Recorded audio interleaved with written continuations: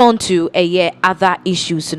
one of the current issues are urgent high Ghana ha, and it cuts across the various ages, because mothers are concerned, fathers are concerned, and the people involved are concerned, the recruitment exercise are echo into the various security services, emu. Now there were conversations the number of people are befa omo any adia yet say emergency meeting akoso ama mampani ede ne ho agimu a wache mu se nipedodo a ombese omo fa no omo fa binye den enka ho enti first na nka 20,000 for a period of 4 years say omo de 40,000, meaning that omo ebefa 10,000 every year. Enti say afi we ya ye womu 2026 no 10,000 recruits and a year recruit akọ the various services na emu na no and Ghana Armed Forces in Penimfo edi ababe to just said the first batch of recruitment ashe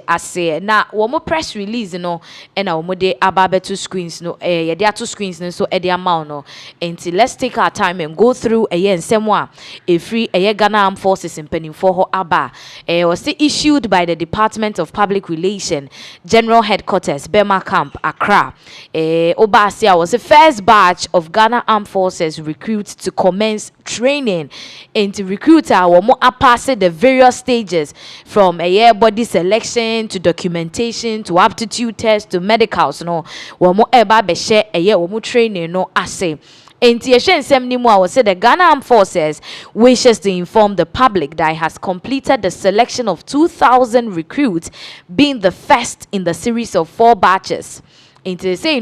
Ghana Armed Forces fa a year nipa baku 2,000 sebe we na womo fa womo or say first in the series of 4 batches. Enti batches ne be 4 no e be yearly. Into the first batch now womo fa this year 2,000. Or say the selected personnel who have been invited to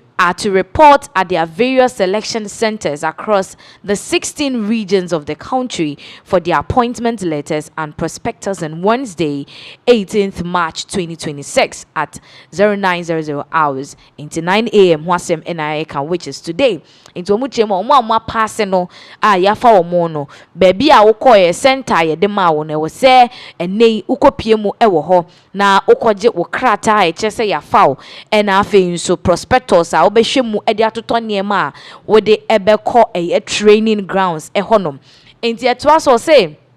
all potential applicants who had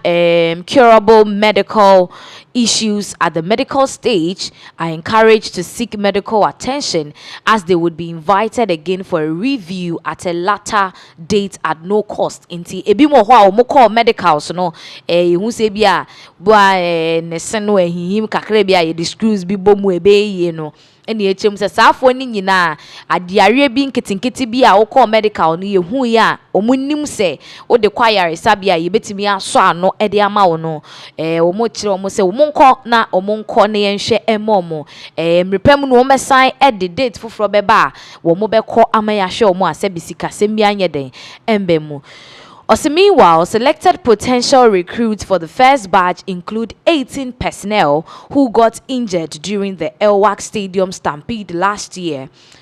5 others were sponsored by the families of the deceased during the Elwak stampede. Into Ushemwa, Omuchemwa, Nanom. Stampede de see ye ewo Elwak Stadium enam so ema enipa bebre prepare no muche mu se emudun wotwe eka sa 22,000 ya sebe wo mo efa wo mo no ehom ena enipa enum bi wo hono ma wo mo nso no wo sha was sponsored by the families of the deceased during the Elwak stampede inti na chese wo mo nso eka ho ebie na chese se no bosha ye Ghana ye mampani His Excellency John Dramani Mahama ehye ye se wo mo prepare ye no ni wo mo ye ne be replacement ni ade ni nyina no wo mo ahwe ede wo manum asem eso. Now ye to aso e was say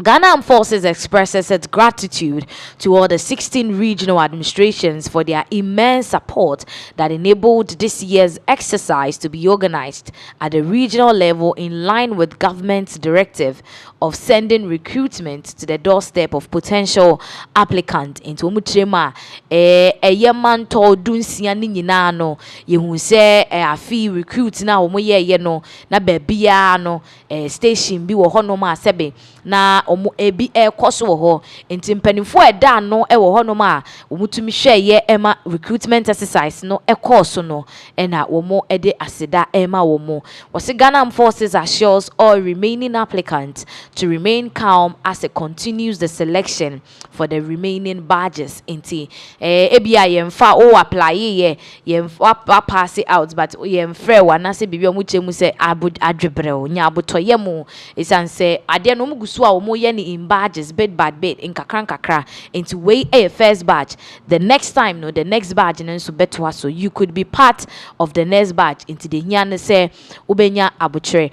The military is pleased to indicate that it has a pool of young applicants who scored high marks during the aptitude test and will therefore make selection from the pool of subsequent recruitment exercises beyond this year. Into Mutrema aptitude test, the yen so here, Womokotron wa be from 10 times no. Mebunu ni bebre and a bomb homodini a chaye. Womo eshe womo se. Emre kone nimuno a fear did that nimuno. Omombe for no ebetimi abane se sankofo ni nyina ebeka ho ebia ye befa omo ama omo nso ayeden akọ omo training no omo pass out aba besom eye o man Ghana. So finally the directive on facilitating recruitment for persons from Sikaman in the Ashanti region who assisted the military during last year's helicopter crash rescue operation is under consideration for the second batch of training. Until Trema Nanwada a helicopter crash see enam so ema yero ma ne boa ma yera Samuel Aboaje ene omo keka ho efri mu no wo mo hye wo mo bo se nipa binum e wo ho mo boa ye ema omutimi yiyi emu no body na ahye ne ade boa ye no wo mo be fa ebinum ewo eye asra ejuma no emu eno no mo de atodwa se it's the operation is under consideration for the second batch of training na chese omugusu a eno nso omudi hu nkomo eye hu hwehwemu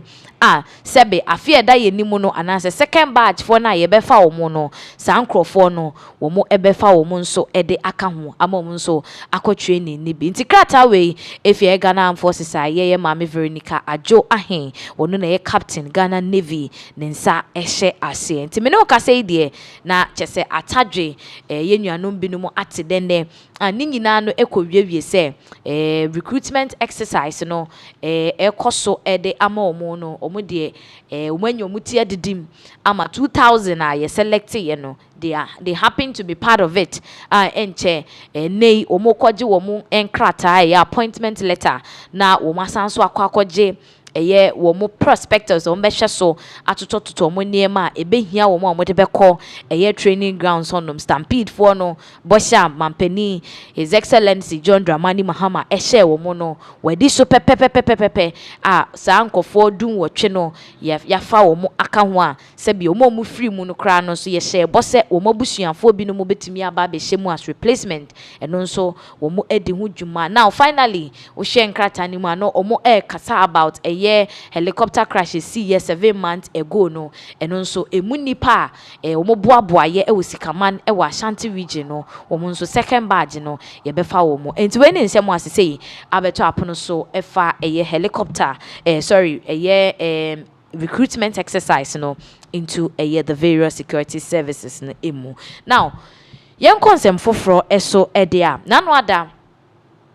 arehosem we see ye ewo Kumase ne twemu ana chese ntafo bi ahwe wo mo enkwa ebusia abeye arehosem amanfo bebre eka hwasem ewo social media no so it's quite unfortunate the ama nkofo eka hwasem is the mere fact say yin center for award e wo mo dakro na se omunyina besen wu ama yesie wo mo abomu no na akwakoye topic for discussion. There've been a lot of stories behind the demise of these ladies ebinu mo chese do she nursing uniform na di kan free mu, and apparently no ni nua ba no nso free mu a abeye arehosem ama eye ebusuafo a emofrei anase emaba we eye omode hia omafree mu. So the conversation have been on ebisu chem say ya kwenhia ne ade but it's quite unfortunate say entafo eba ye ebo mu no ye besa nso esie wo mo on the very same day a ni nyina akwakoye ensem bebre. So it's very sad it was in some way and this is what has brought a whole lot of conversation with social media. So ebi twem say yes, it is very sad say BBC ebesi ewo eye woman no emu ene eye asanteme mu a wo monamfofo ni ade de they keep mourning and posting them on a social media just to show their condolence to ebusuafo a ade ato wo mu eni ebusuafo konsem